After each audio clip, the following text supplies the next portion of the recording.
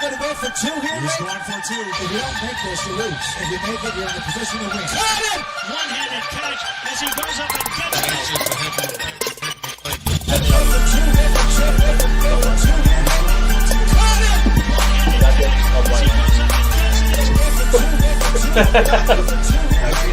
Yeah, like there's not a lot of people that would go through the trouble of having fucking painters like that. But I was one of those people. Oh, are we? All right. Welcome in, guys. I was talking about my old bat, as you saw.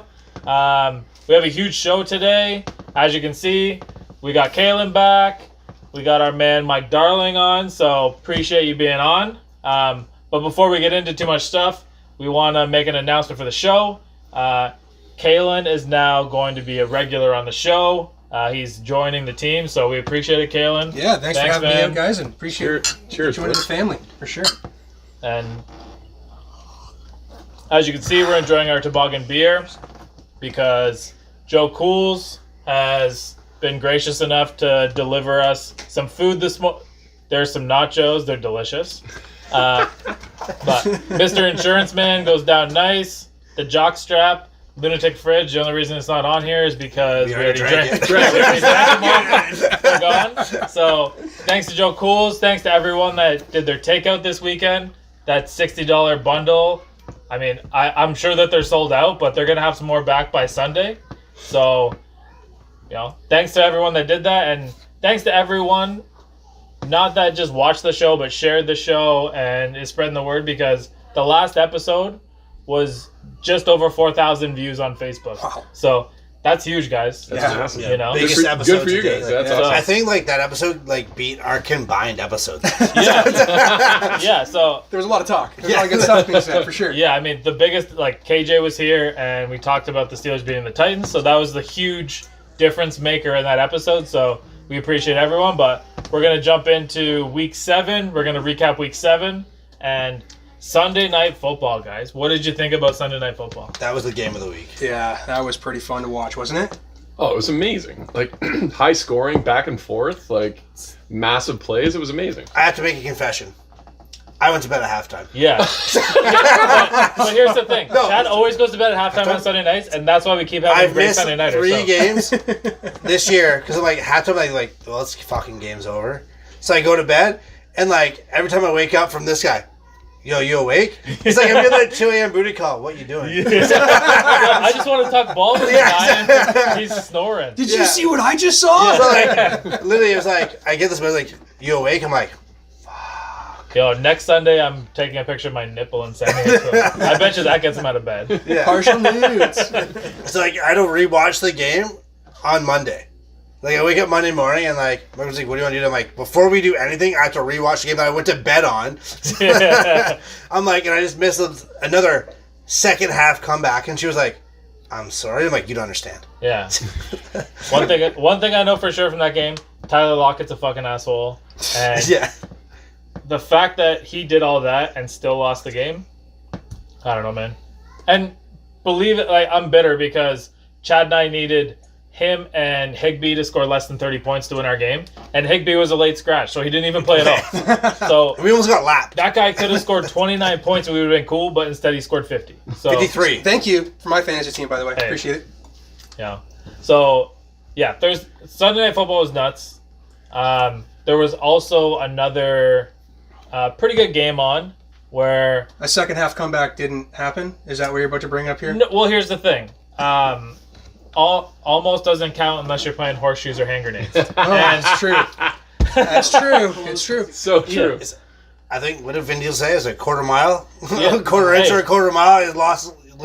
Paul Walker said, I almost had you, and Vin Diesel said you never even had your car. I get it. Well played. But it's right. I called a 3 to 10 point game, and it was a really good game. I talking about going to bed at halftime, there was a good chance that I was about to do that. I remember coming back down the stairs and saying to my daughter, I'll be back up in 10 minutes. The game's almost over. And respectfully, 1 minute before kickoff, I said, we're friends again in 4 hours, ?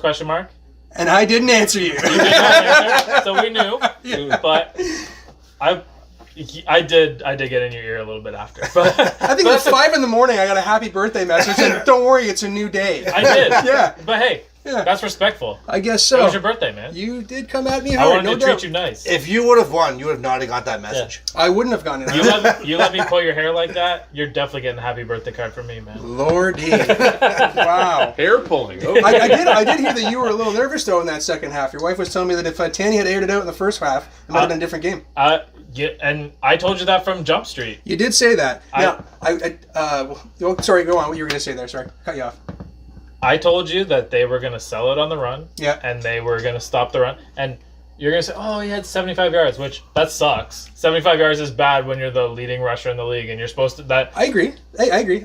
If they would have spread the DBs out, like I told you to, and used the tight ends and the running backs in the passing game, Yeah. the Steelers would have been in some trouble. However, you didn't do that. Well, So. we were only lost by 3. It was a missed field goal. Number 6 for Goskowski. Thank you very much. 10 of 6. Yeah, like, yeah. come on. It's incredible. 16 rather.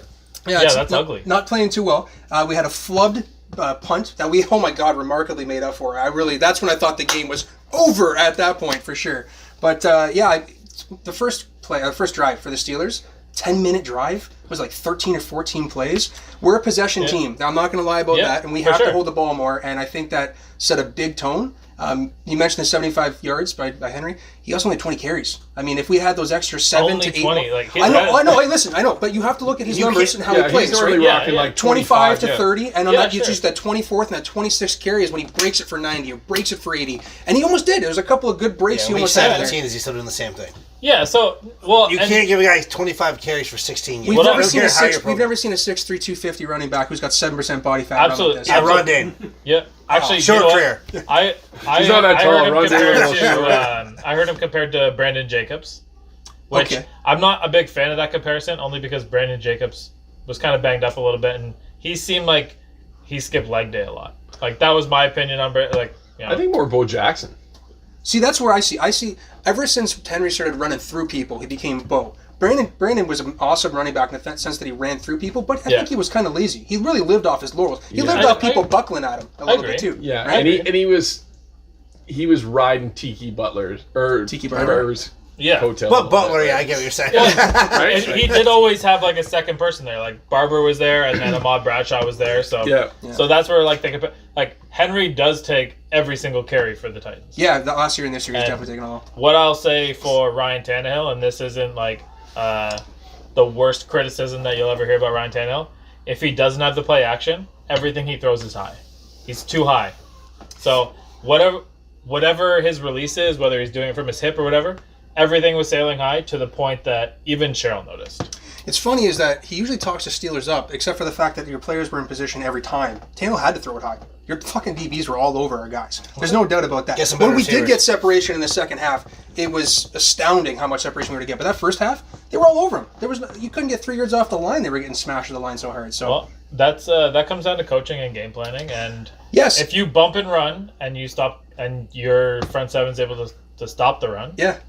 What I okay. heard was something kind of funny today with Tomlin. Okay. They asked Love him to. about the touchdown catch to A.J. Brown there, and he said, "I'm sorry we didn't game plan for them the first time, or before, because of the first game we didn't actually have him in the game. So he totally had forgotten that he was there. Got one on him. I'll take the one. he's just being an asshole. I bet he is. Yeah, kind of like Shane.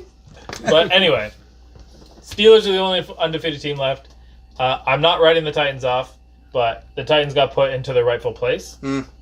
And the Steelers have a real test coming up against Baltimore. As if they didn't just have a real test. Another real tough, test? That's a tough grind, though, back to back. Oh Yeah. yeah, we definitely fucked them this year with this that's rescheduling, no doubt. But that's okay, because Mike Tomlin gets the boys ready, and they're always ready to play. And there's some veteran guys on the team. And like I said to you, there's nobody selfish on the offense. They're going to spread the ball around. If anybody would have put Deontay Johnson in their fantasy lineup, Liam, then you would have known that the guy was a baller. Well, he was up against Jonathan Joseph, who's 36. I mean, our corners are weak. We have no depth at right corner right now, unfortunately. And the thing that bothered me, and this will be the last point of the game, and like I'll give you a chance to rebut me, but the fact that Titans fans say we were missing a Dory Jackson and that's why we lost is an absolute farce and an embarrassment. No, I would say that missing Adoree Jackson definitely affects our defense. That's not why we lost. Why we lost is because we didn't have The guy's a fucking punt returner. Like he's the He was one of the better cornerbacks. If you look at stuff give from me a- like, he actually was. I mean, I'm not trying to talk PPF about or whatever you call it. PFF. Yeah, But same no, thing. he actually is a fairly decent cornerback. And let's be realistic. Any team that loses their first round cornerback who's been their starter for 3 or 4 years, it's going to affect their team. I can't imagine a team losing their first round pick that they traded up for, who's their signal caller, going on the road to play another undefeated team and still We're not hearing a lay in pissing the contest wood. about the defense, Shane. Because Stop saying laying wood, too. You won by 3 points. You won by a missed field goal, Shane. I understand that you... is that how they handle the Super Bowl nowadays? I get that you're hyped because you got a W, but you won by a missed field goal. So I'm you gonna- choked a 20-point lead against a terrible defense and won by a missed field So goal. it's so funny that you said that, and we're gonna continue to go over, and Liam's gonna tell us that slow it up. But anyway, I'm gonna keep going because if you're saying that the Steelers choked away a lead, you're also saying the Titans fucking suck. No, I'm saying that teams shouldn't choke a 20-point lead, just like the Titans They did the week didn't. before. They only gave up 17. That's why they won. Oh my god.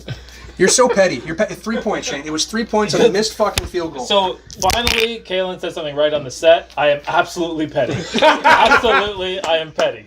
Yeah. So yes, absolutely, I will hang on to this one, and it's because every single point that I told you, as far as how they can get, I said how they're going to win the game is they're going to turn Roethlisberger over, right? Sure. How'd they get back in the game? They turned Roethlisberger over. Okay. Anyways, don't you guys love Mr. Insurance Man? I do. Delicious. I think it's time to change subjects. Speaking like Mr. Insurance Man to me would be Deontay Johnson because no matter what, the guy's just there in the clutch. But Is there a need him? always, it's like State Farm, not a real sponsor, but No. Excellent. Maybe one day. No Excellent free segue. shout-outs. No free shout-outs. we'll go on to the next thing that stood out to us for Week 7: Lions Falcons. Oh my Now, god. we have been Crazy. really hard on the Falcons on this show. Deservedly. And I'll be honest, we haven't been hard enough. Because what happened to them? Arthur Blank thought that they won the game. He came down to the field. Just like the Super Bowl. He's sitting there. He's in his 3-piece suit, double-breasted vest. The guy's like, you know what? Maybe Raheem's our guy. And then he's like, Todd Gurley just scored? What the fuck? What the hell happened? That's right. So the real reason Todd Gurley scored is because he has a touchdown incentive in his contract. So if he scores 13 touchdowns, he gets $500,000. So he might have felt bad about scoring, but he didn't really actually feel bad about He scoring. did not feel bad at all. I'm pretty sure that was like his 6th or 7th touchdown. We're in Week 7. He's got to feel pretty good about He has a that. 1-year He's contract, close. right? Yeah. He's a 1-year contract. Yeah, Dude. he's getting paid. Yeah, for $500,000, your team's 1-5. I'm Yeah, scoring that you're- fucking touchdown. yeah. Yeah, whatever. And The Falcons, 98% win probability, and they still lost that game. Third game this year that they've been over 98%. Like, you had to try to lose at that point, right? Honestly. Like people were talking about it like on I think it was ESPN on Monday afternoon, and they were saying that like Gurley scored the touchdown. It was dumb, but it's like how did Atlanta let Stafford just run the table on you well, for like they have no timeouts left. They score with like 0 time on the clock. Like their defense is atrocious. that's what Yeah. we've been saying all year so far, is it's an absolutely terrible defense. It's brutal. There's nothing there. And I know they got a couple injuries, and I mentioned that before, but there's still a couple injuries. That is absolutely brutal. They give Yeah. up yardage to everybody, everything. They're Swiss cheese. Like Yeah. it's embarrassing. Yeah. And the I still don't agree with the Dan Quinn firing. And I'm going to tell you that The timing or the overall firing? no, just like I think they should fire him at the end of the year. Okay. Like right now, this is a bunch of assistant coaches that were just brought in this year, and it's a bunch of guys that maybe don't have great relationships with everybody because of the practice schedules. Can I just cut you off for 1 second? Please do. You loved Raheem Morris last week. Well, he does like Raheem. I love Raheem. I would You're love like, Raheem Morris. you literally kept saying, that's Tomlin's guy. He did the does, Mike yeah. Tomlin way. Yeah. And then you're like, oh, I feel bad for all these guys.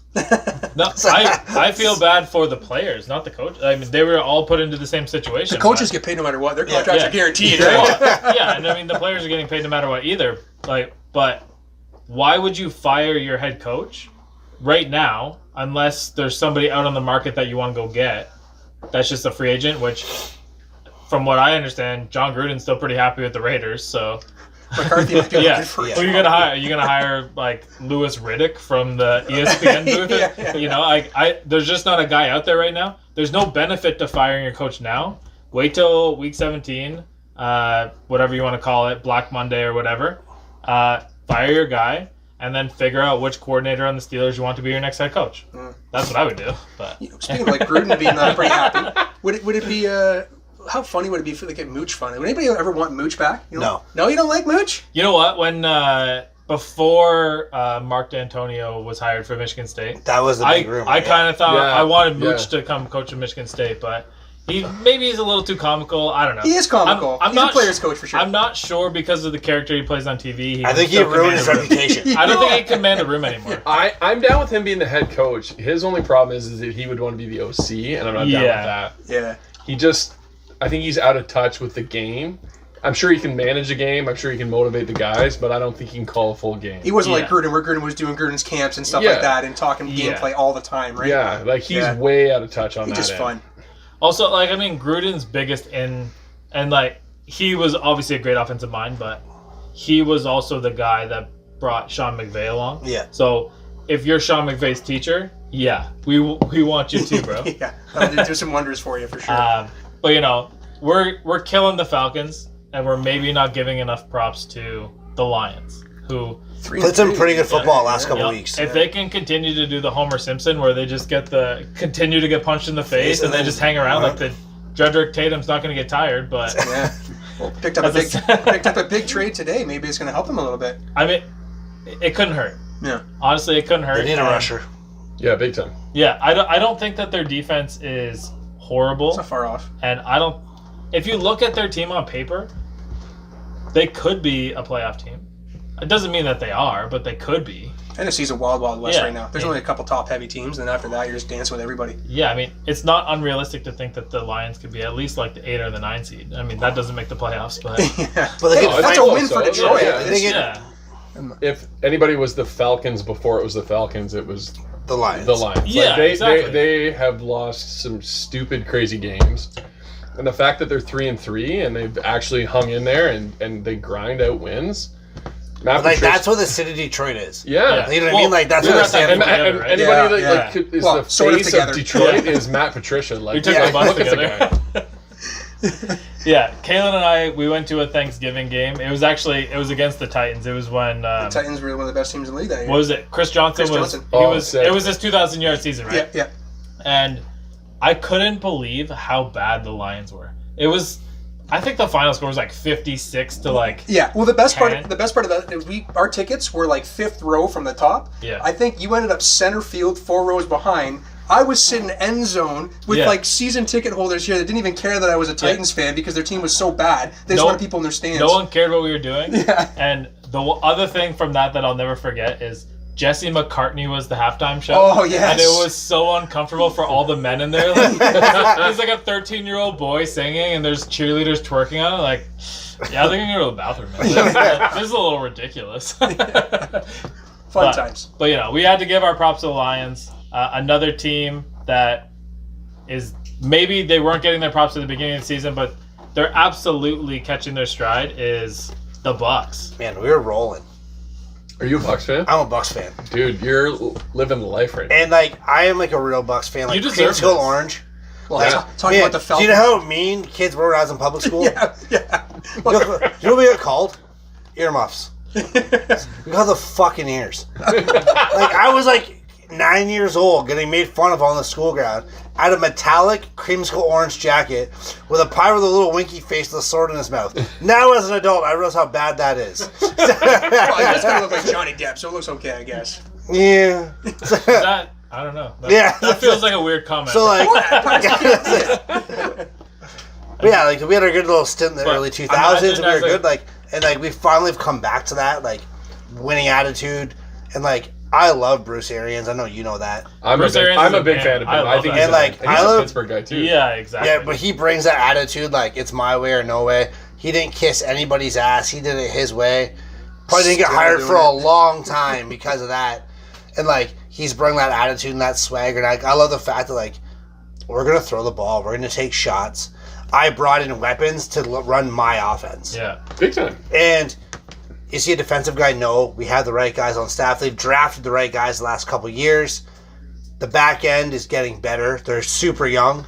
Yeah. But that front seven is disgusting. Antonio Winfield is killing it right now. He's a rookie. He's a second-round draft pick. Yeah. Safety. He is dominating. When we took him, I was like, sick bloodline too. I was just like, oh, like his dad's great. I'm like, he's so undersized. I'm like, oh. And I told you, man, like Yeah. this guy from Minnesota, like I wanted that Yeah, guy to get same. that for the Yeah. Steelers. And I was like, that guy can play football. Yeah. The guy is a baller.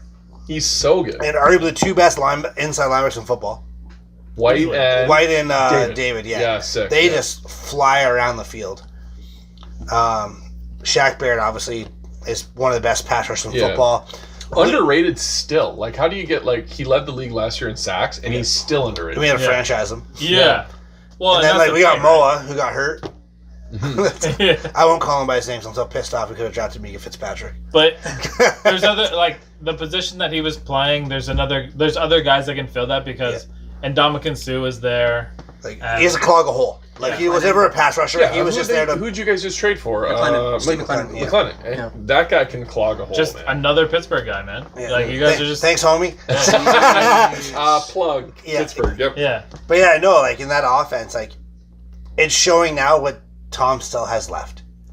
And it's also given the biggest middle finger and fuck you to New England, which makes this phenomenal. And what's great about that, like... Are we at that segment where we're gonna like chirp the Patriots yet or no? No, almost. Okay, I'm excited for that one. Almost. So, As a Dolphins fan, I'm super excited. all right. So, Antonio Brown, everyone's giving the Bucs a hard time. I glitched there. The Bucs were getting a hard time for signing Antonio Brown, and if they get the good Antonio Brown, that's great. But Chris Godwin just went on. I don't know if he's going on I IR, think it's a but broken finger. I think it's just one game is what I was hearing. I'm just saying, like, It's tough for a receiver. fingers seem pretty important for a receiver. Yeah, So, broken thumb. obviously they couldn't have seen that coming because it happened during the game. Sure. But I actually think it was it's just insurance. Yeah, well, I mean, as far as Tom still has it, there's a lot of quarterbacks that could still have it with that offensive core. It's pretty crazy. What I didn't understand is why did Bruce Arians come out and say Tom had nothing to do with this? That's so weird. Yeah, I don't get that either. I think it's because he was taking shots for what he said, like back in the fall. Because he said originally, he's like, we don't want him. He won't fit with us. Yeah. So then, like, now we have him, and I think. See, this is the downside of Arians. I think is that he just has to be the show. He has. Well, to like, be I think the he'd rather look at me, don't look at my players, right? Like. Yeah, I think as a head coach, you got to take the heat though a little bit. Yeah. Like when you make a decision like that, and it's a controversial decision, it is right. You got to kind of take the heat, and you don't really want Brady taking the heat because he's on a new team, and you're like, he's got lots of adjustments to make, right? So it's like if I take the heat, then the team's all good. So he's like, I made the decision because I redecided that he had something to offer the team, right? Right. I think it's a great call. Like, go for it, man. Like I said, like I said the last episode, I said we get a fraction of what Antonio Brown is. We're laughing. With the skill we have everywhere else, absolutely. We don't need Antonio Brown in 2016, 17, 18. We need, give me like 70% of that guy all day long. Game one last year against the Dolphins, that's what you need. Like, the guy was sick. Yeah. We're on a collision course for not watching the Super Bowl together. I know. Just so you know. I think you two are a little hopeful at the moment. It's only week 6, guys. Well, the NFC's and I'm gonna give you a historical stat to back up what I'm saying. Shit. Oh boy. Here we go. Here we go. I know exactly where you're going with this. No team 5-0 or beyond played another team 5-0 and beyond and didn't make the Super Bowl for winning. The winner always made the Super Bowl. Yeah. Yeah, that's true. How many times did that happen? 4 times. Really? Yeah. And all 4 times they made the Super Bowl. All 4 times that team. And all 4 times they did not play the Chiefs of this year. Well, or the Ravens. Yeah. Yeah, it's a tough schedule. But like the NFC, we're talking about the NFC being hopeful. I don't think you need to be hopeful. I mean, it's just you and the Packers. I mean, the Seahawks are there. They do not have the defense to keep up with those teams, man. They're going to get absolutely exposed. I think at this point, I think the Seahawks are going to be big players on the trade deadline, though. I think they're going to draft. I think they're going to trade a couple of D linemen. Yeah, I heard Ryan Kerrigan was a big one they're going to try and get. And I was actually going to say, like, if I was the Titans, that's a guy that I would be targeting because I get that they went and signed Clowney and they think that they have the next Aaron Donald. Their pass rush is dog shit, and I know I'm not even chirping you right now. This is just a fact. I can't remember the last time that Roethlisberger didn't get sacked in a game. Wasn't it like last week, 2 weeks ago? Like, when he talked about how he didn't have, he felt so good walking around the house. No, for he the first feels time good. in years. No, I'm pretty sure he always didn't take a gets sack like 2 weeks ago. No, this no. year. Well, I'll look it up He's later. been sacked in every game this year for sure. Really, I don't think so. the guy's a pylon. Why he was a pylon. The Giants sacked him. Yeah. The Broncos, the The Eagles? Broncos sacked him 100%. Yeah, Eagles? for sure. The they did. Eagles sacked him like 5 times. Yeah. Texans? The Texans, J.J. Watt sacked him. I don't know. I don't know, man. We'll have The to one look who up. didn't sack There him? was definitely a week he didn't get sacked. It but was the Titans. That's it was- okay. We got 3 interceptions. It was their I'm fourth gonna go bye part week. PTI and check the stat guy there. Yeah. Stat guy. Liam, Stat guy, Liam. check that stat so we can correct it. If you interrupt us halfway through, that's okay. We're just looking to see if there's any other games that My phone's the filming. tech my guy. phone is over there. Password is. Here, put my finger on it because I don't want to say my password online. Yeah. Oops. But we'll come back to the Steelers Yeah, and the Titans. so We've really had now? many segments on that one. We want to know if Roethlisberger got sacked every single game this year. Yeah. which is 100% true. We Except for actually last want to know week. the last time he didn't get sacked in a game, which was probably at least 2 years ago because he was hurt last year. 2015. But yeah, the Bucks are a force. Another team in the NFC that we were talking about. The Packers are definitely a force, and Aaron Rodgers, man, I don't know. Is it Aaron or is it It's- Devontae? Because some of those catches Devontae made. I got- Holy yeah. shit. When they're He's so together, good. it's a different Oh level. my lord! I It's gotta Michael tell you. Thomas and Drew Brees, right? If someone's not feeding you the ball, you can't catch it. So I get you. Yeah, sure. Aaron Jones is pretty legit too, though. yeah, He wasn't playing though, right? Yeah, no, he But did. Jamal He was Williams, actually got My only bright spot in fantasy football this week is a rough week for me. Yeah. But, you know, we've hyped up enough teams. Let's talk about the team that everyone on this stage hates. And it's for great There's two reason. teams. Oh, We are hating the Patriots. And like, everybody hates Sacked Cowboys twice in team. 2019. There you go. What? What He only about? got sacked twice in 2019. Yeah, it's because he had elbow surgery. he only played in 2 games. That's fair. We're talking Cowboys or The Patriots? Patriots. Okay. Actually, he played in 1 game in 1 quarter. So, anyway. So yeah, the Patriots. How bad do they look, man? They are just getting. It's embarrassing at this point, and it looks like now. Now here's the thing that I'm worried about though. Is now they playing for a draft pick and they're going to build another friggin' dynasty on us? 100%. Is that what's going to happen? Yeah. I don't think so. I think it's like right now. I think it's it's almost like a staring contest between Belichick and Brady in the sense of like he's got a certain level of arrogance that's just astronomical. Which Like, one? No, I honestly I don't think Brady's that arrogant. I think Belichick is. Like he's looking at you like I'm way smarter than you and I'm going to do things better than you. Yeah. Yeah. Honestly, like the fact that he says like, no, Jarrett Stidham is our guy. He's legit. It's like you're insane if you actually think that. Like he is not a good quarterback. I'll admit that I bought the. You bought I it? bought the poison in the No. offseason that Stidham was the man. But- An Auburn product. I thought that maybe SEC he'd have some. That had some history in the practice squad that we didn't see. Like how did he think that those wide receivers were going to be Well, ball? that is truly Yeah. embarrassing. I mean, they are like the friggin' Packers of the AFC. They never invested in wide like receivers. and No, what about here's- tight no, no. ends? Even the Here's tight ends. Here's Like, an they're absolute terrible. disappointment. Nikhil Harry, Yeah, Canadian boy. Canadian boy. Is Loved he? him. He actually broke our hearts. Really? Where was Yeah. he born? I didn't know I that. can't remember where he was playing. Oh. He's from Canada. Liam, we got another thing for you to I'm look pretty up. sure- and Yeah, look it up, stat boy.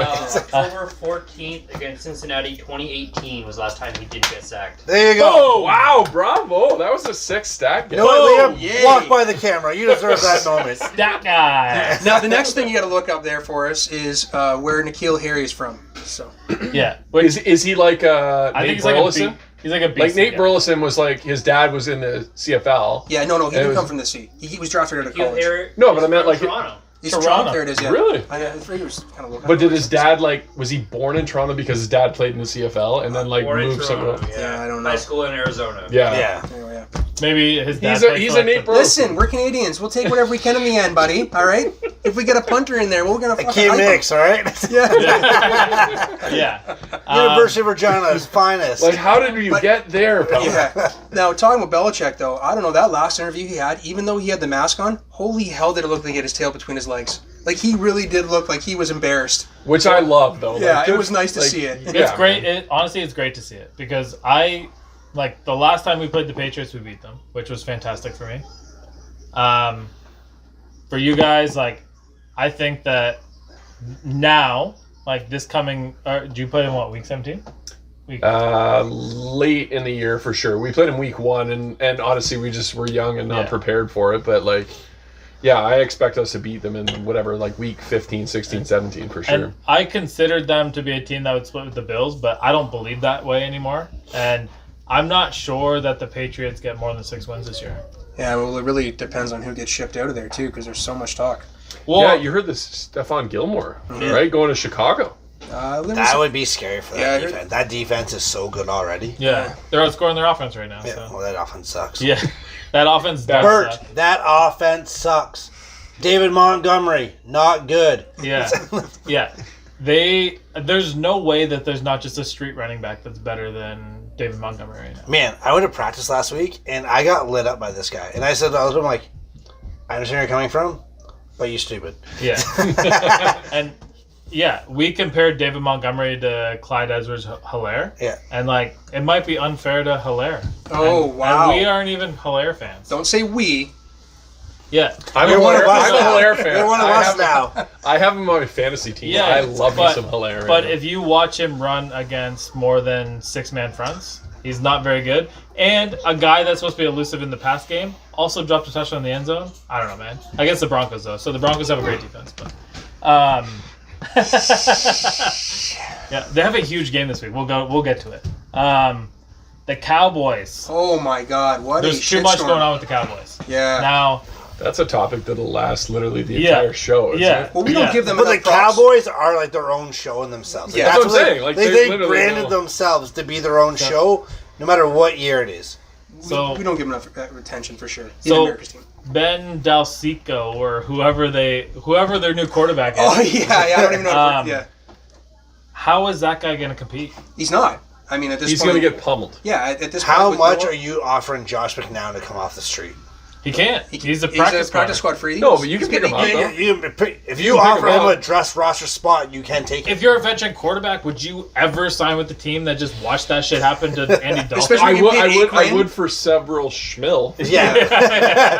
Yeah. Like $12,000 a home a week. Yeah. Or like, $100,000 a week. I'm probably taking that one. I don't know, man. Like, have Like, you seen the Rocky movies where he just gets pummeled in the face for like Yeah. millions of dollars? Looks like what Zeke's been going through in pass protection so right. far this year. That's Yeah. 100% what it It's is. terrible. Yeah. Yeah, that's bad. Yeah, he's getting smashed, isn't he? He's not Like, good. Do we agree that Bostic does he deserve to be suspended? Like, Okay. Yes. Absolutely. I think that was Yes. intent to injure. 100%. I agree. How was that not? You've seen way lesser hits. Did Flacco not get smoked in the Kiko same way? Alonso, yeah. Yeah, Kiko Alonso. And Yeah. that was Yeah. like, everybody got hyped up about he got that. 2 games, didn't he? Yeah. Yeah. And this guy doesn't get that's our division rivalry. Now, what's more disgusting about that play is not a single Cowboy came to Dalton's, didn't come to run to him to help him. Nobody went at Bostic. Bostic smacked him, stood up, and looked around waiting to get hit by somebody, And and, they- then just started trotting off the field. They training could have team barely cared less. Yeah. They could have cared less. It was- was embarrassing. Yeah, and that's a team that is lost from the top down. Jerry, all the way down, has lost Yeah. a team. It's that bad. Yeah. And I have one of my best friends is a huge Green Bay fan, and he absolutely despises Mike McCarthy. He thinks he's like the worst coach ever.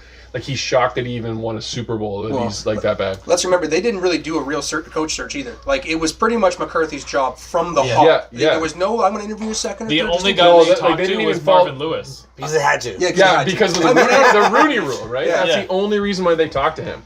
And I would have much rather had Marvin Lewis. Marvin And- Lewis is actually a pretty legit coach comparatively to Mike And feel McCarthy. like like, that we're in the guy playoffs. washed. Yeah, that Yeah, guy sure. washed out, and he's like a special assistant at Arizona State now, right? Marvin Harris? Yeah. Yeah, he's in Yeah, because he's boys with Herm Edwards, Edwards, Yes. Yeah. And like they're putting together a program there, but I mean, I don't know. There's a big difference between being a special assistant at Arizona State and being the Cowboys head coach. Sure. Yeah. Yeah. So America's team. we're getting to the point where Jason Garrett's probably like, Man. he's a hot. No, Yeah, he's a This is hot. what he's doing. He's a hot like coaching candidate now, right? Like. I don't know. No, honestly, last year, I think when they fired him, he was probably like, "Fuck, I got 2 years. Like, I'm gonna go be a coordinator somewhere. I might as well be a dickhead and go to the Giants." This year, he's probably like, "Yeah, people are gonna fucking hire me for sure," because it wasn't my fault, man. Like, Well, there's I a got- lot of detrimental I got injuries there. Jerry telling me who to play. Yeah. I got the players being guys that like they don't even want to suit up on the field. They're probably not practicing. I've never been a Ezekiel Elliott fan. You know when I stopped being a Zeke fan was we played them.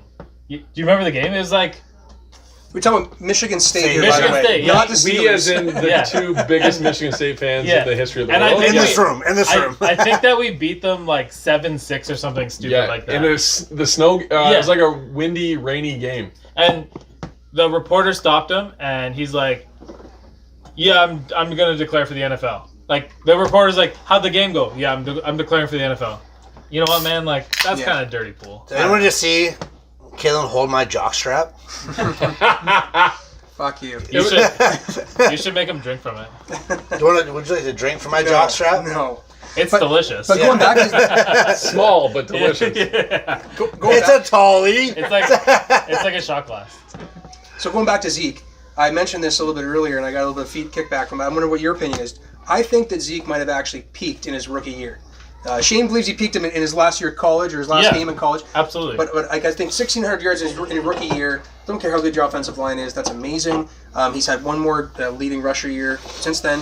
But he's definitely not. He's obvious. I thought it was a product of his offensive line, and he's really proving it at this point. And like I said, the pass protection being as bad as it is, it really exposing him. That line did so much work for him in pass pro and in run pro. So there's two different things to unpack there. Sorry, and No, you do your thing, big guy. It's your show. The offensive line definitely makes the running back, but the pass pro thing, that's the difference between running back and a 3-down back. Absolutely, 100%. So- And I thought he had pass pro, but now I'm seeing that it wasn't him. But I want the coach's opinion. Like this guy coaches football, so I want to know sure. what his thought is. Yeah, so like I'm an O-line guy. Like I'm a diehard O-line guy. Always have been. So like if you look at any of the running backs throughout history, like even DeMarco Murray, like you look at DeMarco Murray and you're like, that guy is sick. And then 3 years from now, I he's just nothing. said this to you an hour ago. Yeah, and well, you forgot they played in Tennessee, had a good year in Tennessee, and then he got hurt the second year. Yeah, and but then look, he failed even like Chris Johnson. Like, look how sick Chris Johnson was, and then he goes to a different team and he's terrible. Like, in the NFL, if you have a dirty offensive line, you are going to be unreal. Like, it's like running through a massive open hole and then trying to find a sliver.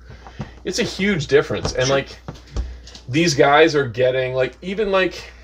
I don't know, Le'Veon Bell. Like, look how bad he looked again with the Jets, and their offensive line is terrible.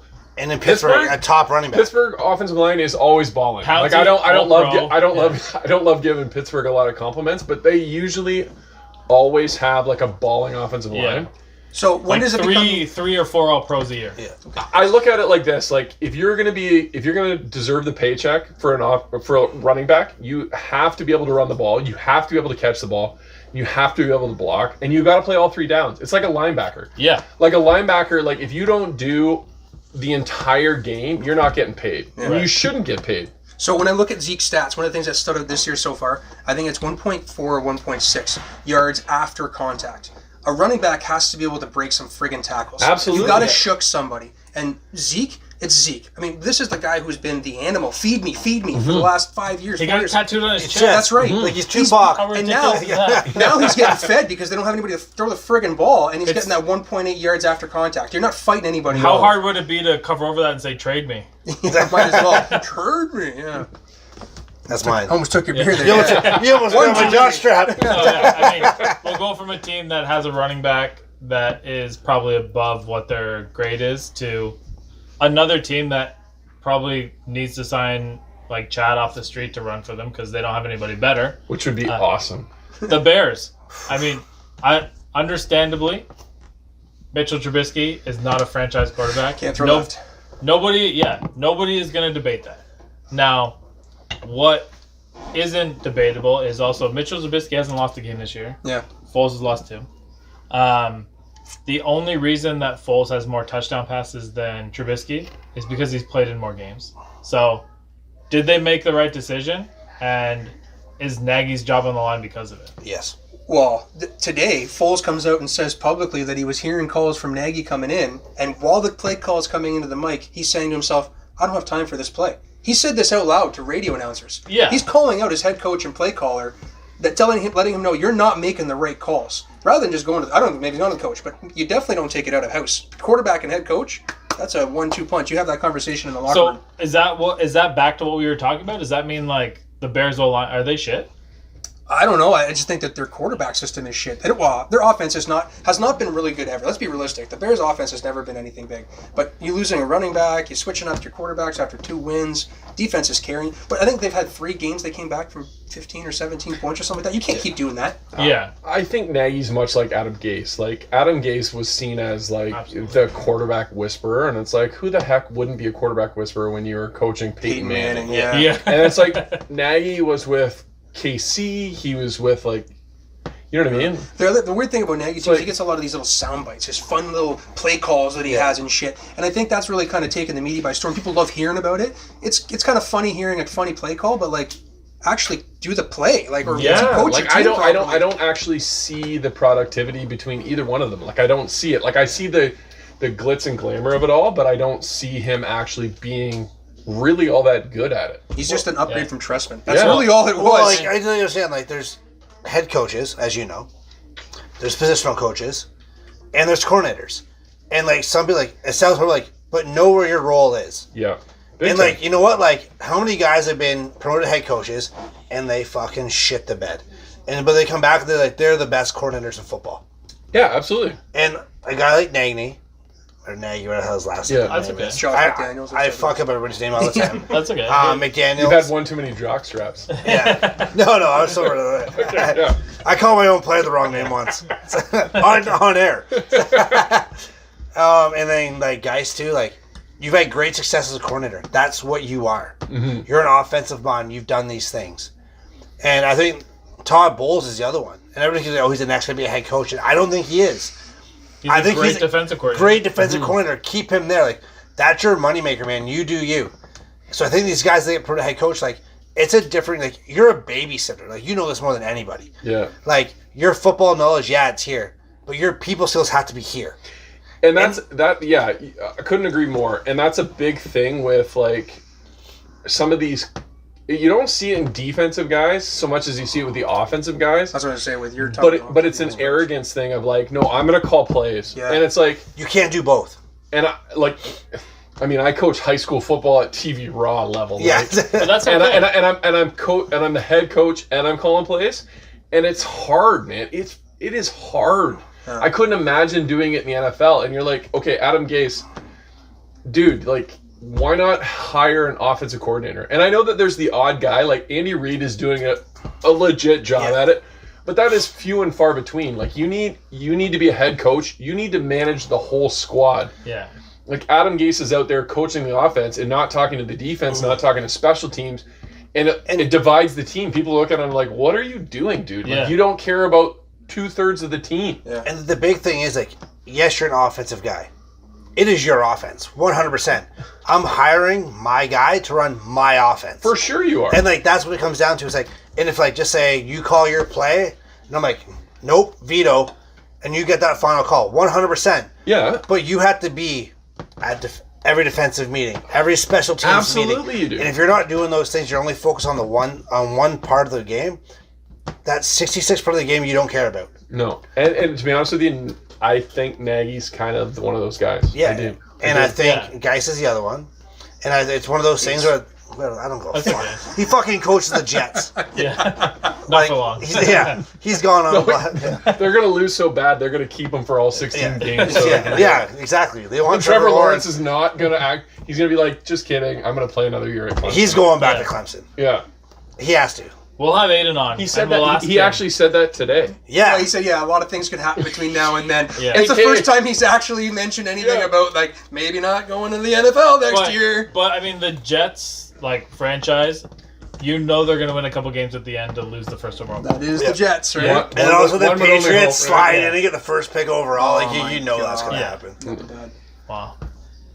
Those guys, they were having a tough time, but hey, we were just talking Bears. Let's go to our Bug Guys of London segment for our defensive exterminator and our offensive pest.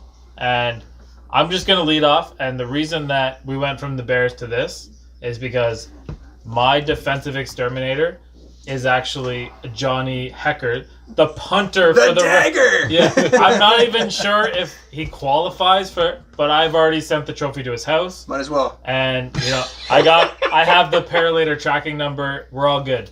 Johnny Hacker is. Well, he was the defensive exterminator. That's because They they're are better people defense. too, all right? Punters are people too. Yeah. He was a weapon. Yeah, 5 inside the 10. That's just insane, man. And the Yeah. one he kicked, like, I don't know, he kicked off the side. They called it the watermelon. The watermelon punt, yeah. I don't even know. Who the fuck kicks a watermelon? Watermelon sugar. But I don't know. If Pat McAfee would get back to us, I'd love to hear back from his Yeah. response on that. Yeah, it's pending. Our response. We is keep trying. He'll be on. We tag him and everything, and he's not responded once. Pat McAfee, you're on blast now. So you got Johnny Hacker. I think it's a fantastic pick, a very unique pick. Who are you picking? I'm gonna pick offense, and I'm biased hardcore because I'm love him in my fantasy team. Russell Wilson is just sick, man. Yeah. Like he is unbelievable, and Like with moonshots, man. That Well, thing was like, so If I crazy. hear that word one more fucking time, I sent Shane this message last night. I only watched the first half. This is moonshots. no, okay. So what I love about him is just that like he kind of started the trend of being an undersized guy. Like I know that Breeze did, but he's not quite that undersized guy. But it's like he took college ball and brought it to the NFL a little bit, and I dig that. I really do dig that, and I love the fact that finally, like Pete Carroll, like get your head out of the sand Let him cook. and let him cook. Like let him do it. Chef, yeah. This is a very cool year for this guy. Like he should have arguably maybe been an MVP once or twice before. Don't tell Shane this. I already called the shot this year. He's the MVP this year for sure. Man, the guy can sling it. The guy does cool things. Like, let him do it. Like, what are you doing? Like, And it's been going on for years. I remember some pictures back when Coach Tom Cable used to coach the offensive line. oh my God, Tom Cable. Yeah, terrible. His basically perfect play call for him would be cut blocking on pass protection. There was pictures where Russell Wilson is getting the hike and all 5 linemen have cut block in front of him, and he's just like, where the fuck am I going to throw? And just starts running around. So he's been doing it for years, for sure. It's crazy to see that he's still doing it. The speed it doesn't even slow down a bit. His agility is there. I'm not judging. It's all good. And talking Sorry, about back weapons, bar. I mean, he does have he doesn't have the Bucks weapons, but he's got weapons, man. Oh yeah, and he does for sure. Like it's like he literally is all over the place. He's throwing to like great guys, and they're making plays. But it's like He's know what? a genuine guy. Yeah, man. You really can't help but not cheer for him, right? He's got a little two in him too. Yeah. That's later, right? Yeah. Hey, Stop being Kaylin. We'll get to the. But that's how Kaylin got on the show full time, so I get what you're doing. I can think of some plays from Russell Wilson in college, like like a random Hail Mary on a Friday night against Wisconsin. Yeah. Where our backup quarterback caught it in the end zone. Sick. So for my offensive, No, I'm going You're going- offensive. Yeah, get out of here. Oh, It's my you show, go- not you You gotta go Yeah. defense then. yeah, I gotta think. Okay, I gotta think so of one. You you're pick going one. I gotta offense. think of one right now. Then Think of the Steelers Titans game because fuck yourself. there's a lot of defense being So played. for me, obviously, and I'm going to run off what you just said, Yeah. it has to be Tyler Lockett. Yeah, he put up like 39 points, eh? What league do you play in?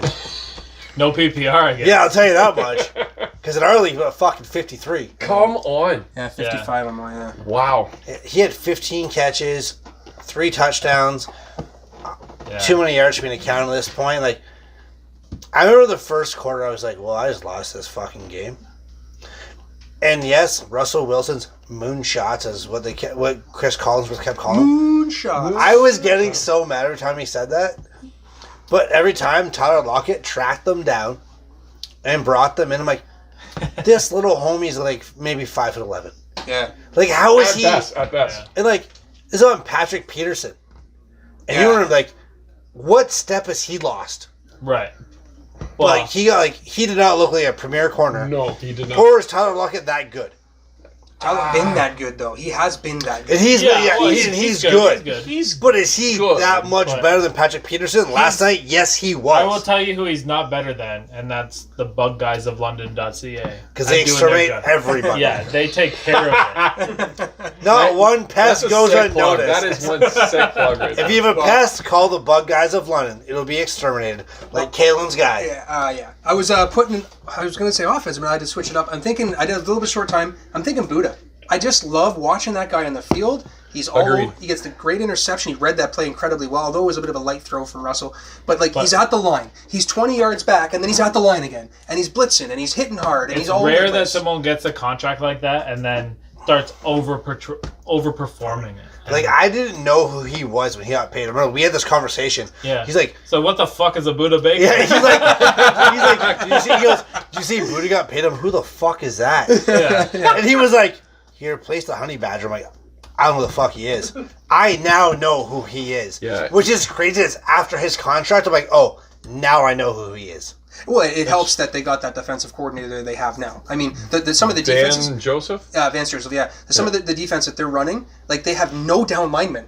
They run a 0-3-6 at some points. Yeah. You don't have Yeah. a down... That's really, really unique. I remember the Steelers used to run shit like Yeah. that, but this is not just linemen on the field. They're running it with DBs and Yeah. undersized linebackers. Isaiah Simmons, who actually had an interception. I mean, Yeah. it's You only- crazy. you only- Wow! He Yeah. only played 6 Snaps. Yeah, I mean, but that's how they have to get him on the field. Don't get a chance on that guy. We watched it. You know what? Yeah.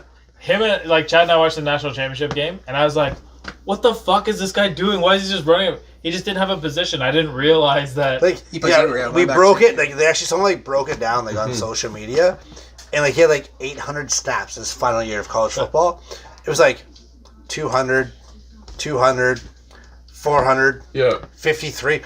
What the fuck? Yeah, man. He was never taught one position. He's up at the line, and the next thing I know, he's like Playing he's single playing- high. Yeah, Yeah. yeah. So, Which, I mean, how spoiled are they? If they can wrap their hands around that boy and teach him some things and get him better prepared, Buddha and him together, Crazy. holy Crazy. shit. And Chandler Jones. yeah. Yeah, well, Who's out right he's now? the long Well, I one, know, too. I know, but I mean, just long The future term, you looks got bright. the 3 of those guys. Terrell Suggs played till he was 90. So. Yeah. Who's the well, guy in the he's a- Patriots who did that? Who did what's right? He bounced around all 3 levels. I can't. Patrick Chung did it. Yeah, Patrick Chung played linebacker for sure. And then there was a linebacker. I can't. Patriot. He won a couple Super Bowls with them. I can't remember offhand. I know Patrick did do that. I don't know. Teddy Bruce. No, he didn't play safety. He's white. No, yeah. Rodney Harrison? No, he was the safety, pure safety. All I'm going to think of right now is just Patrick Jamie Chung. Collins. He bounced around. Oh, yeah. Yeah. Yeah. Jamie. He never went safety. But he went and signed a contract, and then he failed back to the. So, Cleveland, then Yeah. New England, and But- now he's in Detroit. Yeah. but I like the Buddha thing, so we're gonna thank the Buckeyes London again. .ca. Thanks, guys. They're .ca. Big And time. appreciate your love. But Kaylin brought up a good point before we came on, so we threw it on the bottom of the board. The trade deadline is coming up. It's November. It's next Thursday, I believe. So November. Tuesday. So November 3rd. Yep. So let's talk about. Who's actually going to move around, and what's realistic and what's not realistic, because we're not talking. This isn't the NBA. This isn't the NHL. So It doesn't happen a lot. I remember taking trade but last deadline year was day off. crazy. It was. Last I year was remember crazy. skipping school in high school for trade deadline day, just in the hopes that something fun would happen, and nothing ever friggin' happened. Yeah, no, I saved mine for American Thanksgiving. We'll get into it in a minute. I'm a diehard Dolphins fan. I was on Twitter and Bleacher Report today when they're talking about it's trading Xavier Howard, and everybody was going crazy that the Dolphins were even contemplating trading him, to the point where the actual Dolphins made a statement saying the Sun Sentinel misinterpreted factual information, didn't check with the team and posted this, blah blah blah, whatever. But it's It's not, but it's not just those type of. no, but it's to trade a guy in the NFL. It's one of those things where you need to be able to financially be able to trade him because of dead money, Yeah. right? How many years left on his contract? How much dead money does he have? How much guaranteed money does he have? All those kinds of things, That's the Eagles. Carson Wentz. They're fucked. Yeah. right? Whereas in the NBA, you I can like Carson manipulate it a Wentz, little bit. Definitely in Major League Baseball, you Offset some can't. salaries and stuff. Yeah, but in You do in the NFL, but Tannehill. but you salaries only, paid. normally you only trade because of draft picks. Yeah. Right? In the NBA, you're trading player for player, right? Wouldn't it be and this is a complete different idea, and it's just about the trade deadline, but wouldn't it be interesting if teams could trade pieces of their salary cap for the year Trade money. to another team? So, Mhm. Well, they for do no, pair but I mean, contract.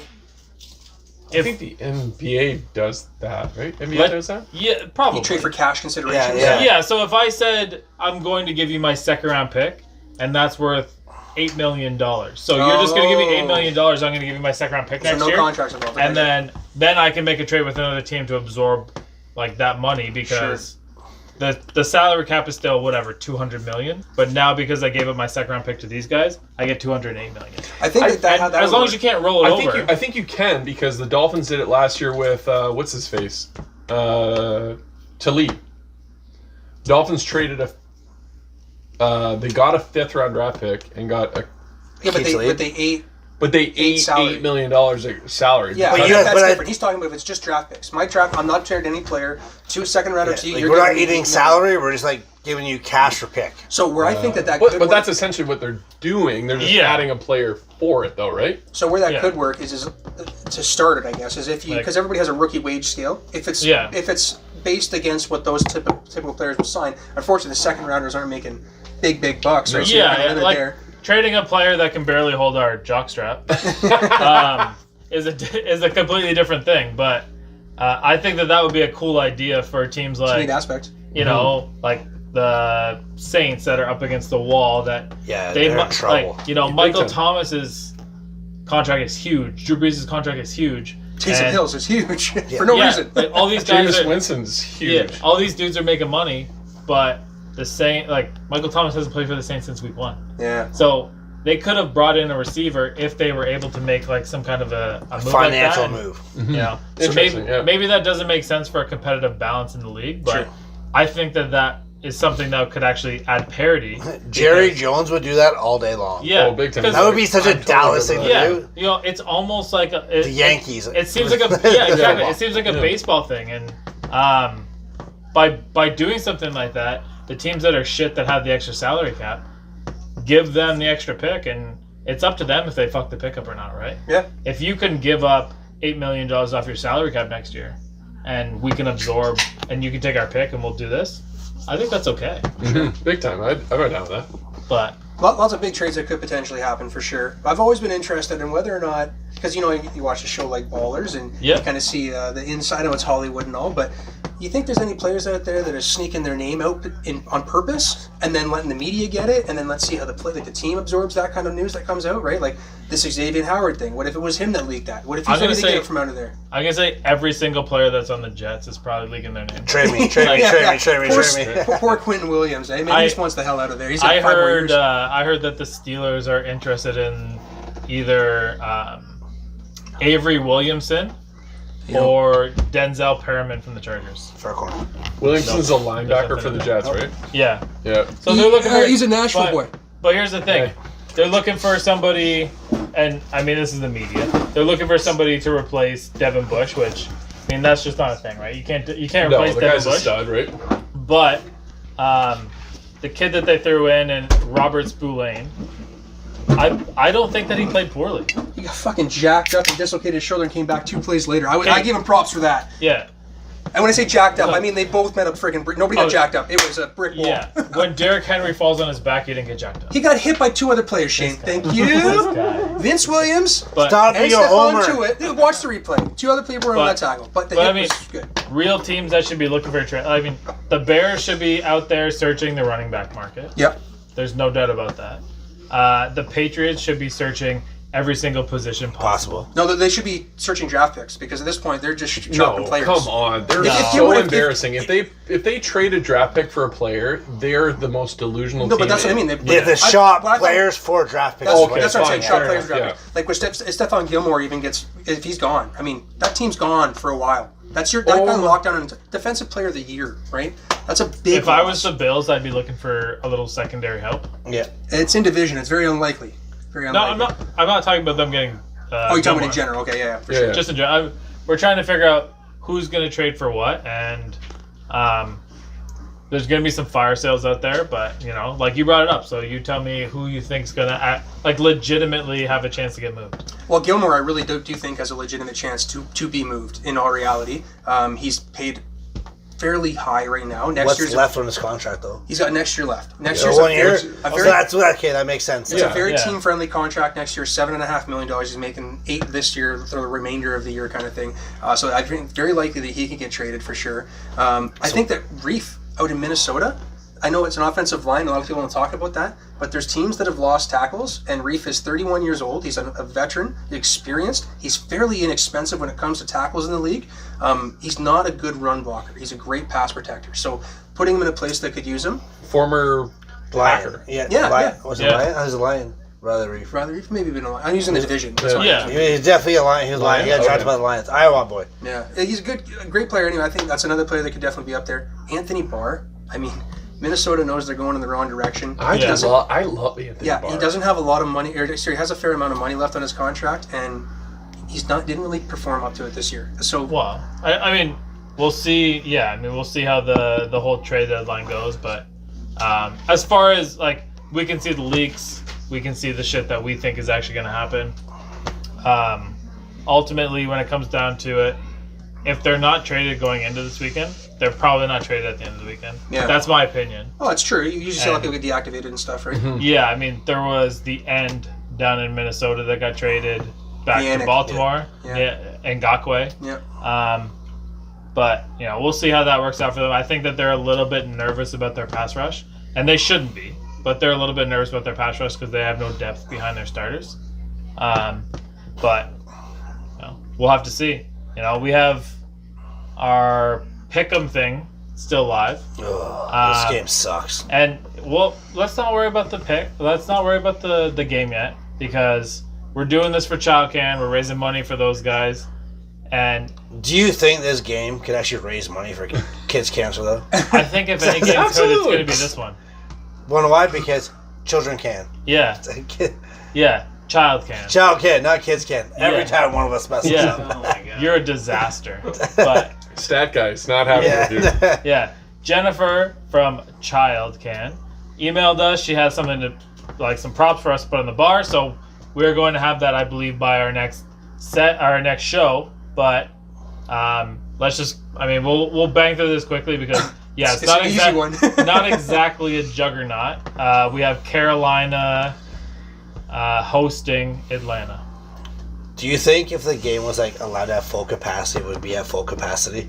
No, I don't. I don't know. No. CMC might be back. It might be the only reason fans even show up. No. I don't. He's not back yet. It feels He's got one more week, I He think. took Yeah. off the red jersey today. Yeah, I don't care. That's a big He's move. not playing. That's a big move when the red jersey comes off. That's for the fan base only. That is what Yeah, that's for. exactly. Honestly, I'm going to Atlanta. Mm. I got to make some points up here, and I don't think Carolina's that good.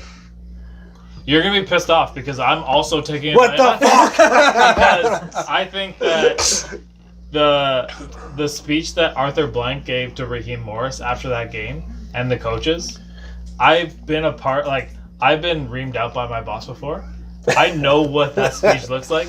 This guy thought that he had the win, and then he got it snatched from him. Do you For the think second- Arthur Blank took off the double-breasted vest He undid show the his bu- chest hair. He Just did, to- he Look what did- you're to fucking prove a right. point? He undid the You're button the suit here. guy. You Yeah. tell me. What do you think? He undid the button here and here. Just to prove a point. Yeah, because he knows what's up. Yeah. And that guy was pissed off. He made his way all the way down from his cozy press box onto the field to watch that bullshit. There's no way that any of those coaches can respectfully What did that man do in a past life though? Really, Are he's there been- Home Depot? Home Depot. No, but Home Depot, man. in general, the karma that has come his way. No comment. He's been absolutely. He owned Home Depot. What do you think the karma is? No comment. I'm going Carolina, and I just because Atlanta is just such a hot mess, and you want to pick them because you're they can't screw up again. Can they do it for 5 weeks in a row? Should I do Chad a favor and take Carolina? I'm gonna take Carolina because I there's something about Teddy Bridgewater that I You know what? Don't This say guy- these guys love Teddy. This guy- I love Teddy. This guy's wearing a Michigan State sweater, Yeah. and I have no problem allowing you to get back into this thing. And I'm gonna, I'm just Yeah. gonna change my pick. I'm gonna go Let's with do it. Carolina. Let's do it. Is it only because I will never cheer for Michigan? I'm backing you all weekend. Muckfish again. It's coming out soon. I'm picking Carolina just because I told you, my brother-in-law is a big Panthers fan. I'm just giving him the mojo, hoping he wins. Love it. Stripping down. Love it. It's almost about that time. Muckfish again. Frickin' right. All right, so we had our picks. Now, the main reason why That's this man is here. Sorry, that's for Child Can. Oh, my bad. And we're raising money for childhood cancer. We have come up with our new part. Every beer can that we smash down, we're going to donate that money to Child Can. Yeah, they're making some money. Let's just say that. I'm gonna smash 5 or 6 more tonight just to help out. If there was a camera in my back room, they would be smiling right now. So or disgusted. I thought that was just an empty room in the back room. Yeah, that's all that is. That's an empty room. Beer store warehouse back there. So yeah. Sorry, go ahead. The main reason why this man is here, he is a Dolphins fan, and they made a big move last week. Yeah. And they're going with the rookie, Tua. He also, I don't know if we gave you a proper introduction at the beginning, at the top. So, hey guys. Mike Darling is the coach of the Oak Ridge, are these still the Oaks? Yeah, we're the Oaks, yeah. Okay, the Oak Ridge Oaks football team. That's actually the home of my first concussion. I'm pretty sure. I'm not 100%. Might be. Yeah. And that was grade 9 football on special teams. The absolute first play, it was kickoff. I ran into a guy, and I realized, holy fuck. The practice is way different than the game. Way different. But yeah, you're a Miami fan. Yeah. Tua starting. This is your time, man. Let it happen. I'm happy to talk about this. So, honestly, I'm a diehard Dolphins fan, but I'm a realist. I'm not one of those fans that's incredibly passionate but doesn't understand the game. So when we drafted Tua, I was excited about it, and I thought that he deserved to be the best pick and the number 1 overall pick, and to be honest with you, obviously he would have been had he not been hurt. They talk about his injuries being the biggest downfall to his criticism. They think that he's injury prone. I don't think that he's necessarily injury prone so much as that he Gets unique injuries. I think he takes too many hits. I think that he holds the ball too long. I think that's his biggest downfall. I think his 2 best attributes are that he's arguably the most accurate passer in the history of college football. Yep. And I think that translates to the present day NFL. His second best attribute is that he's arguably the best RPO quarterback in the NFL even right now. He hasn't even played a game and they think he's the best RPO quarterback in the NFL. And those are great things. And I think that will translate to the NFL. But the injury thing is a big problem. And I don't think it's an injury thing so much as that he literally holds the ball too long. Like I said, I'm a diehard Dolphins guy. I think that Brian Flores would never have made a decision to start this guy unless he actually thinks that he deserves to start. If you look at last year, everybody was saying, put Josh Rosen in, which is arguably the dumbest thing anybody has ever said in their life because he's terrible. I can't believe they gave him a 2nd-round pick for him. Yeah, but they were curious, right? You gotta give them credit. They were curious. But anyway, so they were put Josh Rosen in, and Flores is there is no way I'm putting this dummy in ever. I don't care if the media thinks so. I don't care if my owner thinks so. I'm not putting this guy in. And he didn't. Rightfully so. So why did he put this guy in now? If you listen to the guys talk, you even hear Shaq Lawson, you hear Preston Williams, you hear Mike Gesicki. Mike Gesicki is literally can I say can I talk shit on? Yeah. Mike Gesicki would suck Ryan Fitzpatrick's dick. He loves him so much, right? You can say it here. Okay. So it's Mike Gesicki. Mike Gesicki's I love me some Fitzpatrick, but it's Tua time. So what's happened in practice? So does Gesicki like Fitzpatrick's penis more than we like Toboggan beer? I don't think so because I think Toboggan beer is so delicious, it's impossible. I would cheers to Toboggan beer. Cheers, boys. Yeah, if we're going to talk about Fitzpatrick's penis, we might Get to Toboggan beer. All right. So I think ultimately what has happened is that Fitzpatrick has helped Tua a ton. Yeah. And I think Tua has shown that he isn't going to take random hits. If I was a coaching staff and I saw a quarterback that had one flaw, I would coach the shit out of that one flaw. And I would say, you are never going to have this bad habit ever again. And I got 4 months or 3 months or whatever they had with him before he's starting now to say, listen, we are going to eliminate this flaw. And Flores is like, I'm not going to start him until I eliminate this flaw. So I think that Flores has done his due diligence. I think he made the right decision, assuming that his integrity is where I think it is. Like, he's not making the decision because Stephen Ross said so. Yeah. He doesn't give two shits what Chris Gear thinks because he's like, they're on the same page. So it's like, they're making this decision based on what they see in practice. And the guys are even saying it like, man, the guy is a wow factor. The guy, like, balls to the point where it's you like, picked wow. Aaron Donald, though, like the first week of his career. Now, does the way that the schedule got shuffled around a little bit, is that part of, like, why people are curious? Because the original bye week was week 10 or 11. 11, yep. And they were going to have back-to-back games against the Jets. Yeah, they were 10, and then bye week 11, and then play in 12. Yeah, so was their original plan Jets by Jets? Yeah, like, Jets, what did you see? You got a whole week to prepare, and then you got the Jets again? Or is this just, like, is that just, like, the hot topic to talk about, and this was going to be the move no matter what? I think the move was no matter what anyways. I think you're right in the sense of, like, they picked it because of the bye week, because there's a certain strategy behind it. Like, statistically, every team on a bye week, the next week, they're, like, I don't know what the actual stat is, but they're, like, statistically so much more likely to win the game because they've had that extra week of practice. So there's a certain element of that of saying, like, okay, if we're going to put it, if they're going to put in a rookie quarterback, they're going to do it at that time. I agree with that. And I'm sure that they thought that.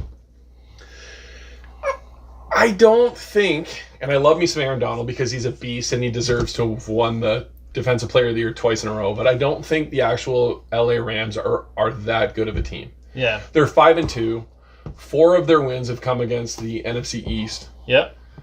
Let's be honest, guys. The NFC East is poo-poo. We call it the trash bag. Yeah, it's the hot Odell's chest. Right? Like, they're so bad. So it's like, you're 4-0 against the NFC East and you're 1-2 against the rest of the world. So it's like, Aaron Donald's sick, Ramsey's sick, but, like, I don't know. Like, are you really that fearful of, like, Henderson and Goff and, like, Robert Woods? I think that they're more afraid of McVay than anything. Yeah. But on defense, there's some players that are starting to show McVay up. can scheme you up, yeah, for sure. But, I mean, defensively, the Dolphins have proven competent. I would say competent. I wouldn't say, like, excellent, but competent. For sure. That's where your strength is, no doubt.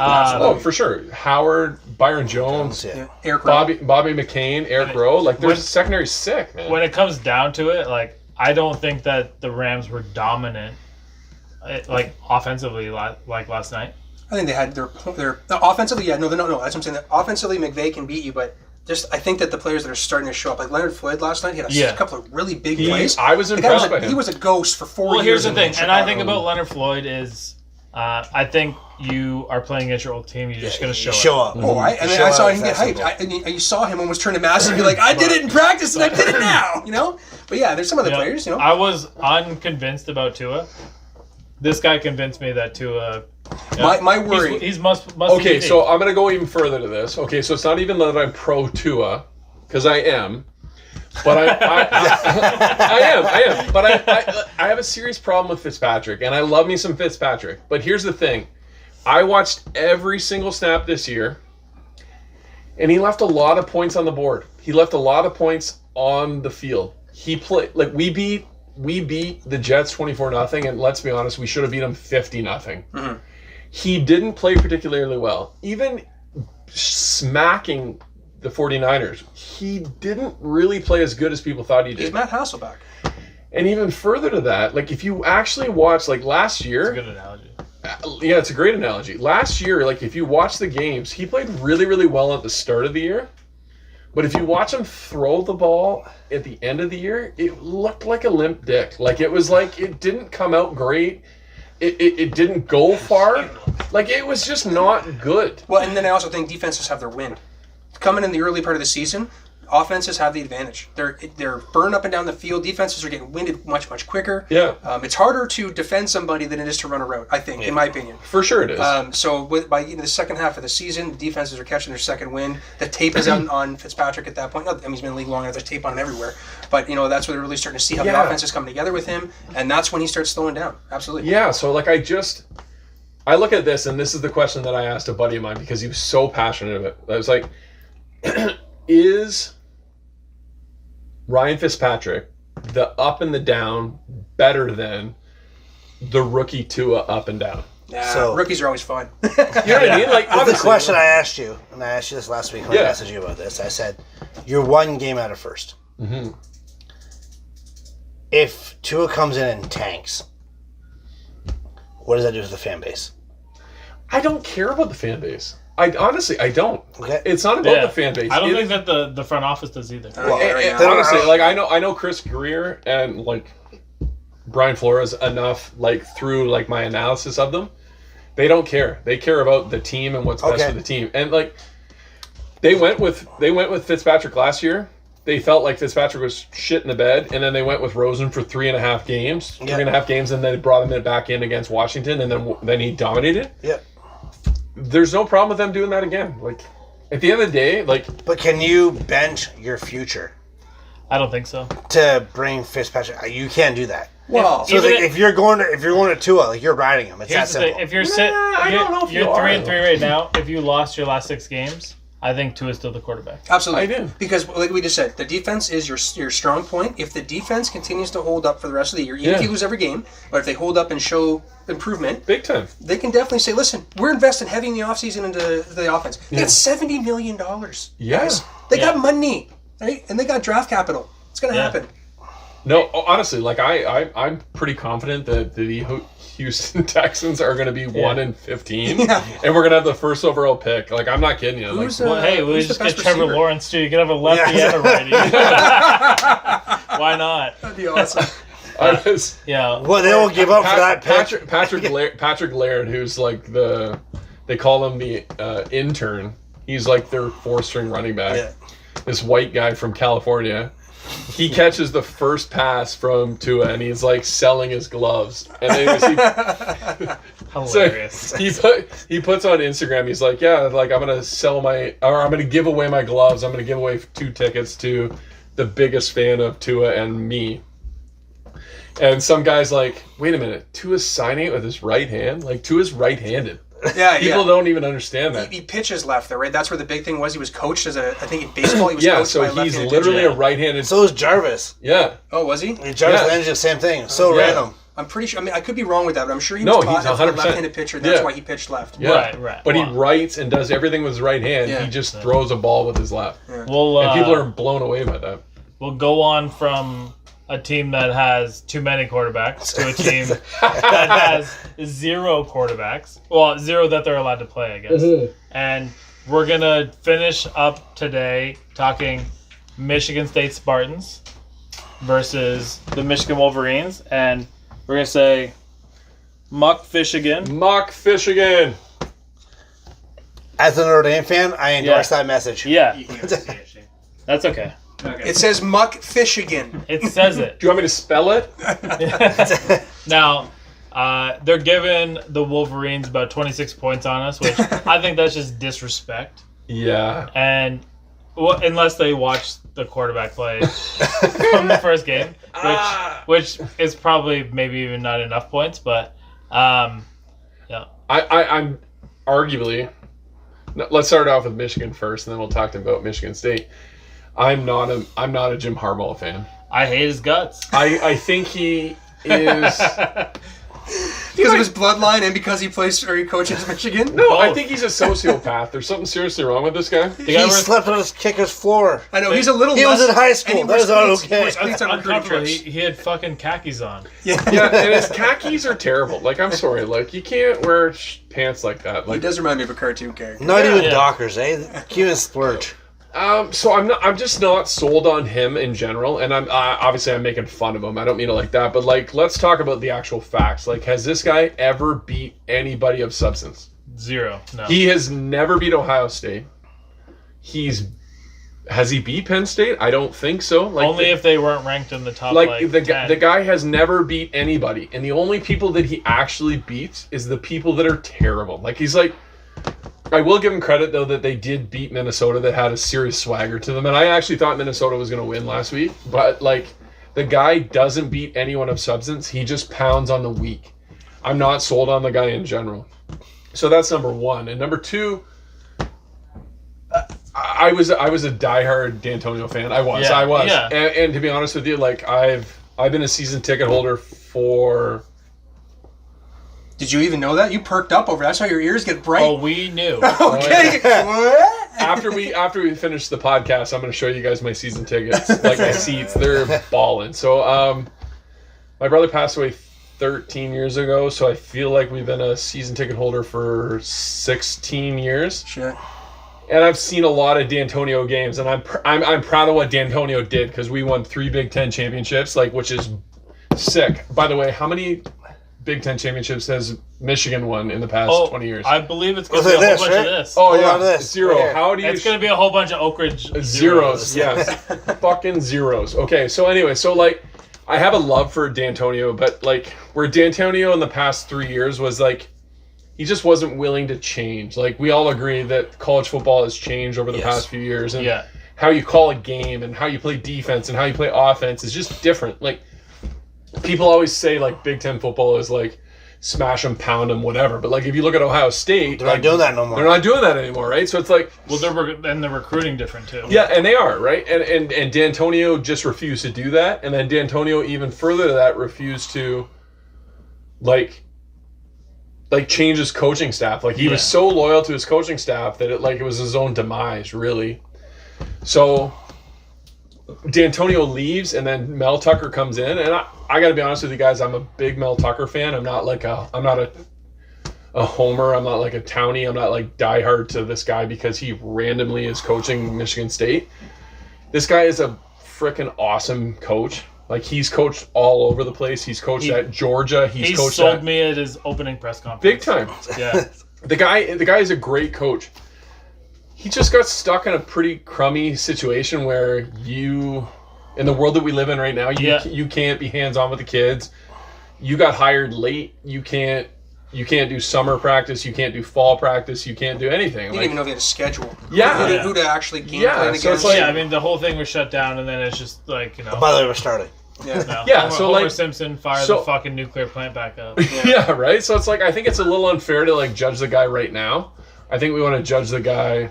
Did we lose our sponsor? Yeah, we lost our sponsor. It happens. We didn't actually lose our sponsor, though. Don't worry. Toboggan beer. Toboggan beer. Still delicious. But yeah, I think the guy is doing good things, and I think he's going to do good things. And So our main thing, are we covering the spread? I think we are. 26 points. Let's put this into context. We had seven turnovers last week against Rutgers. And by the way, did you listen to Rutgers' Twitter? They went crazy like they were the greatest team in the history of the world. Well, yeah. I mean, and Rutgers can like pepper grind my cock. Okay, they're terrible. They are so terrible. Yes. Like, there is no way that they are good. Like, had we given up 3 turnovers, we would have beat them. But it's like 7. Come on. Did I say something bad, by the way? No, you're good. good. You're good. I think it's more Radical candor, baby. Radical candor. That's right. I'm just passionate about what I believe, right? No, you do. Pepper grinders, eh? We appreciate it, and I agree with you. I think that they're going to be able to hang tough. They're definitely in deep with Milton, but I think as long as Rocky Lombardi doesn't play, I think we're probably okay. You know what, though? I think Rocky Lombardi's going to play, which sucks. No, he is. But hopefully he plays. Honestly, I think what's going to help us is that I think that we're going to bring the serious heat to Milton. Like, Milton he played okay, but I don't think anybody gave him any juice. Like, no, it's going to be like, remember the Titans? Heat. They're going to put fucking Sunshine in at safety, and they're okay. It was Petey, wasn't it? Don't let anybody cross the line. Not another yard. Yeah. But they're probably going to get yards. But, yeah. Yeah, it was a pleasure having you on. We appreciate you. No, guys, I had a great time. And- Thanks for inviting me. I appreciate it. Yeah, this was a great show. So we're gonna make this one better than the last. So don't forget, guys, check us out on YouTube. We're on all podcasts now: Spotify, iTunes, Google Play. Check out our Facebook, most importantly, though, and We want to like- see the comments. We want to see talk in the comments. Yeah. Start talking about some picks that you guys, maybe people you think might get traded. I'd love to have a conversation with you about it. fight with us. Yeah. That's what we want. Please do. I'll tell you you're wrong. And Mike, thanks again. And once again, Joe Kools and Toboggan, you guys are awesome. Bug Guys London, we love you. And we drank all of your beer. It happens hey, sometimes. We're gonna have more. Cheers, It's not a bad call, right? Thanks a lot. I appreciate it. Thanks for having me. Anytime. See you guys.